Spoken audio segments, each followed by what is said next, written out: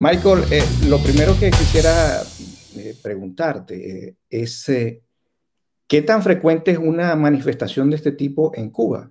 Es decir, ¿cuándo fue la última vez que se vio algo parecido a esto? ¿Y por qué ha impresionado tanto? No, esta es la manifestación más grande que ha habido en la historia de los últimos 62 años en Cuba, ¿no? Porque ha sido nacional, han habido miles de personas. Es la protesta pacífica más grande de los últimos 62 años, más grande que el Maleconazo, porque el Maleconazo, que fue el 5 de agosto del 94, fue en una región, en un área de Centro Habana, en la capital, y esta ha sido una rebelión pacífica en toda Cuba. Empezó en San Antonio de los Baños y se extendió, que es un pueblo, y se extendió a, bueno, más de 45 ciudades y municipios de toda Cuba, o sea que es de magnitud nacional. Y yo pienso que ha despertado en Cuba ese espíritu de rebeldía que había estado pisoteado por muchísimas décadas, ¿no? Ese espíritu de rebeldía que como Cuba es un sistema totalitario y desde que uno está en la escuela primaria, es castigado si tiene algún tipo de expresión de individualidad, pero por alguna razón se despertó, porque gracias a los artistas como el movimiento San Isidro, que han revivido esa cultura en la gente por sus protestas contra las leyes como la 349 y la censura. Ellos crearon un movimiento desde el 2018 que tuvo mucho que ver en ese despertar de esa cultura de salir a la calle a reclamar derechos. Los grupos opositores como la Unión Patriótica de Cuba han contribuido.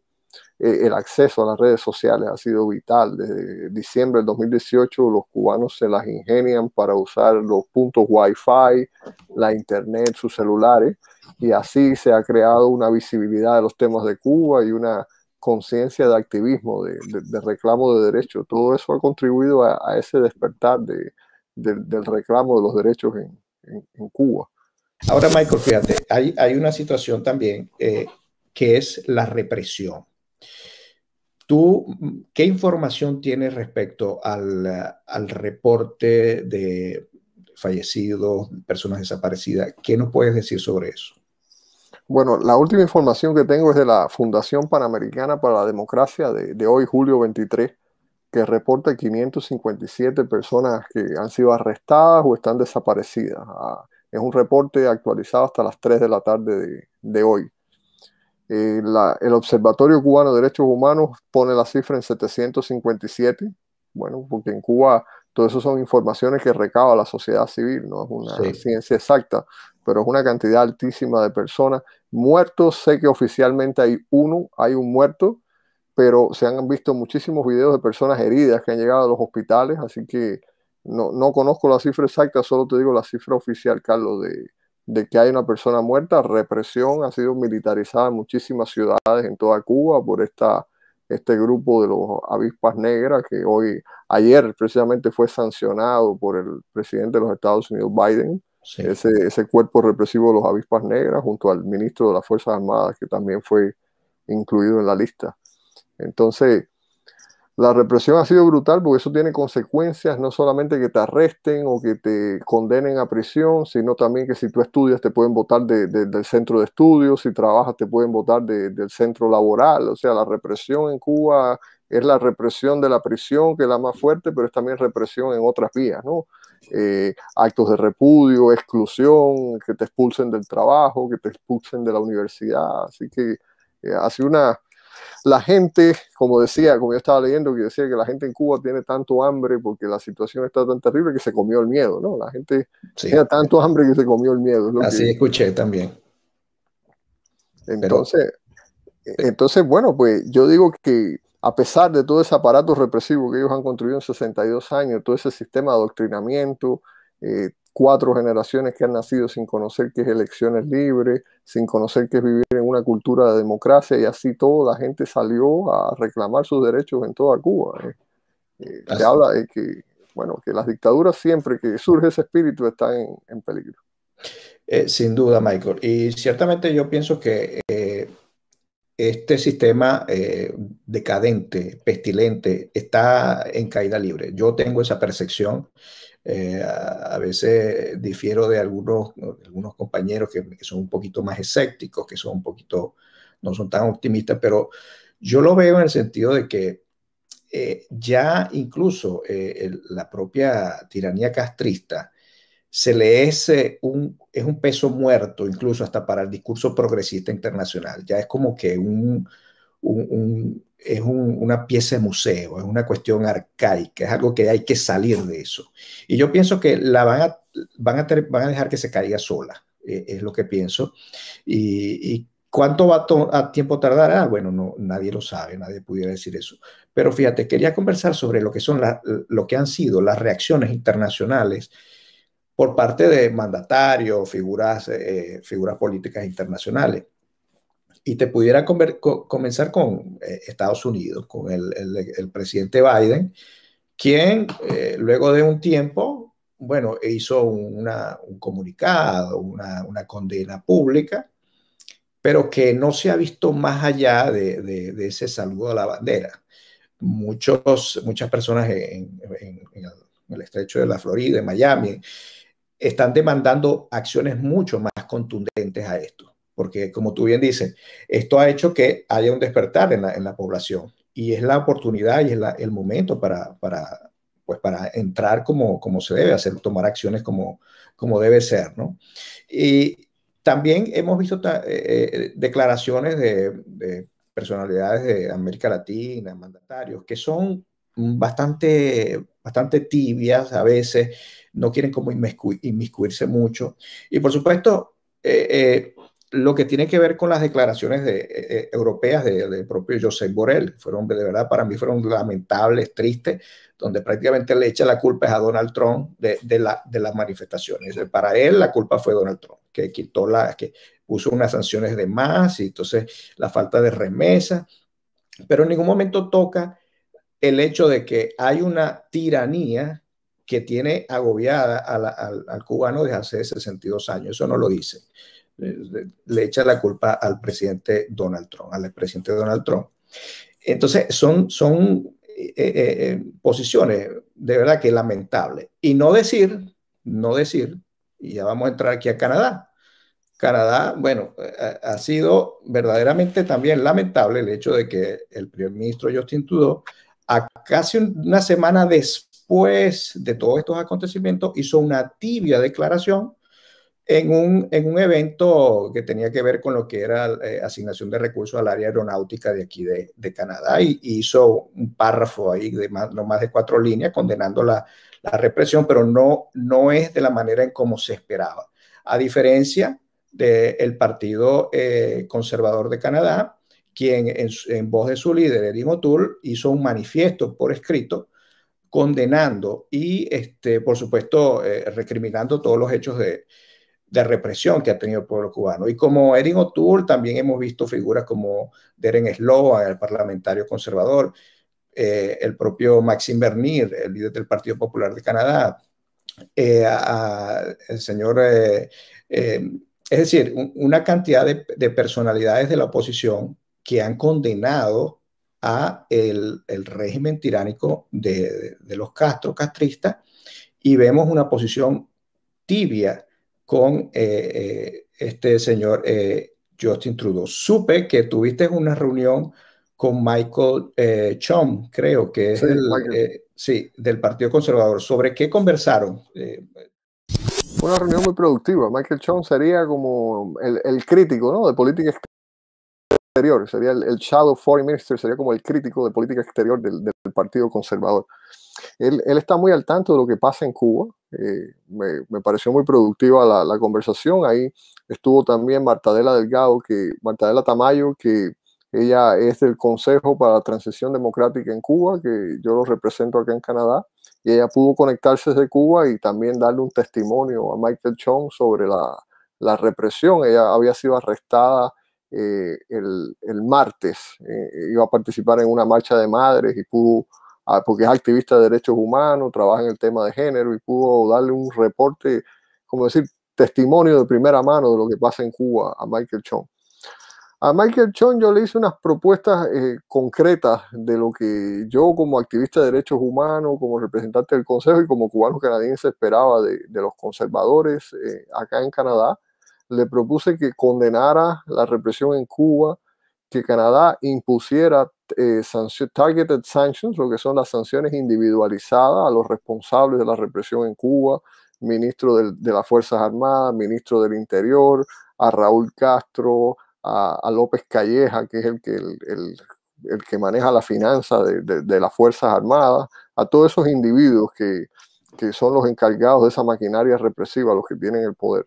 Él se mostró receptivo a ello. El obstáculo principal hasta ahora es que, bueno, ellos no están en el poder y los liberales no han sido muy... o sea, no se prestan a apoyar ese tipo de cosas. Ojalá que cambiaran su perspectiva, viendo que el mundo cambió y que la voz del pueblo cubano ha cambiado. Le pedí también que esas empresas canadienses que invierten en Cuba apliquen los principios Sullivan, como los que se aplicaron en Sudáfrica, o sea, que promuevan el respeto a los derechos humanos, que le paguen a sus empleados de manera directa. No sé, Carlos, si tú sepas que cuando una empresa canadiense o de cualquier país va a Cuba, el que contrata a los empleados no es la empresa, es el gobierno cubano, el régimen cubano, la dictadura, y el régimen le paga el equivalente en peso cubano. O sea, que la gente... Un régimen esclavista, pues. Claro. Exactamente, es trabajo esclavo. El sector del turismo, por ejemplo, un sector súper explotado. Trabajador del turismo en Cuba que trabaja por una compañía canadiense o de cualquier otro país, pues gana un salario mínimo, $87 al mes. Y eso es inaceptable, ¿no? Porque esas empresas canadienses no ponen como condición en Cuba pagarle directamente a los empleados, pagarle un salario digno, trabajar para mejorar sus condiciones de vida. Pues si Canadá es amigo del pueblo de Cuba, pues tiene que usar todos los recursos disponibles y demostrarlo, exactamente.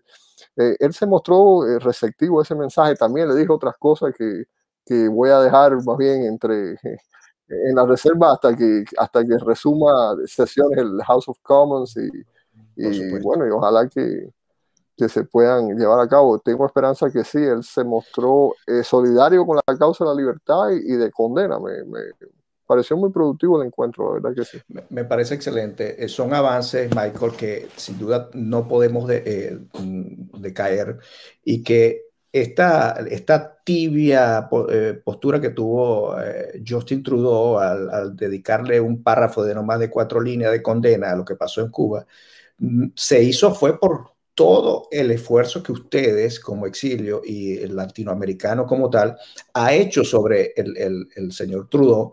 Y basta solo mirar las redes sociales del señor Justin Trudeau, donde el 80% son reclamos sobre la situación en Cuba. Usted puede ver todas las redes sociales del señor Trudeau y no hay, y si hay, mire, la mayoría son ¿qué pasó con Cuba? ¿Qué hay de Cuba? ¿Qué vamos a hacer con Cuba? Y yo pienso que esa presión lo que hizo fue que él le dedicara esa condena que no fue, porque ni siquiera ha sido por escrita oficial, como por Cancillería, ni siquiera se ha materializado, a diferencia de otros, digamos, parlamentarios de oposición que sí lo han hecho. Entonces, es verdaderamente lamentable esta situación con el gobierno No, liberal. efectivamente, no está ni siquiera en la página oficial del gobierno, no lo está. Es lo que me decía, yo conversaba con el parlamentario Michael Chong y él me decía que Justin Trudeau vive el legado de su padre en el tema de Cuba.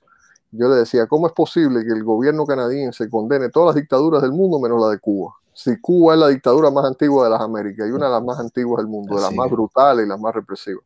Y él me decía que Justin Trudeau vive el legado de su padre, él quiere vivir ese legado con respecto a Cuba que siguió su padre, cosa que es lamentable porque cómo uno va a condenar dictaduras en todos lados menos en Cuba, especialmente ahora que el Parlamento Europeo se pronunció, que el Parlamento de Lituania. Y que es digamos, la maestra de todas las demás dictaduras en América Latina, la tutora de las demás tiranías de América Latina. Es la primera que tenemos que derribar. Y eso también, fíjate, me trae a colación el hecho de que la presión que ustedes han hecho ha sido tan fuerte que sí, que muchas personas, incluso hasta en las filas liberales, ya están como sintiendo porque hay gente que puede pensar que, bueno, que son del Partido Liberal, pero que no están de acuerdo con la tiranía. Y claro, Justin Trudeau es como decir, es el líder, no pueden ir en contra de él. Pero es una situación no solo lamentable, preocupante, porque nosotros que somos ciudadanos canadienses, nos decimos, mira, si este señor, que es el que está presidiendo esta nación y tiene esa solidaridad con un régimen tan tiránico, es como motivo por preocuparse por uno. Sé que tú lo acabas de decir, pero te lo iba a preguntar, estás en la comisión El Consejo de la Transición Democrática en Cuba. de Cuba. Ok, ¿de qué trata eso, Michael? Bueno, el Consejo agrupa 30 organizaciones opositoras dentro de Cuba, incluida el Movimiento San Isidro Artistas, la Unión Patriótica de Cuba, que son muy conocidas, pero 30 organizaciones en total. Es un organismo que busca articular todos esos grupos, prepararse para esa transición, que hay un denominador común en lo que quieren los demócratas en Cuba, y es que la transición en Cuba debe empezar por elecciones libres, por preguntarle a las personas qué es lo que desean para Cuba, un plebiscito que se inicie preguntando qué desea para Cuba, elecciones multipartidistas, y de ahí empezar todo un proceso de preparación para las elecciones en Cuba. Pero también el Consejo, como tiene gente que tiene 9 vicepresidentes. El presidente José Daniel Ferrer está actualmente preso, está desde el 11 de julio preso. El de la Unión Patriótica de Cuba, Félix Navarro, vicepresidente, también preso. Hay, creo que es Ramón Zárraga, que también está preso. Ramón Salazar, otro miembro que está preso y no se sabe nada de él, de hecho, gran preocupación. Entonces, bueno, todo el Consejo está buscando cómo fomentar esa cultura de la democracia que necesita un país para transitar, ¿no? Sabes que uno se transita la democracia constitucionalmente, hay un Estado de Derecho, pero también la gente tiene que crear esa cultura de respeto a la diferencia. Entonces, Michael, te doy las gracias. De verdad, sé que has estado muy ocupado estos últimos días. Has estado de entrevista en entrevista, de reunión en reunión.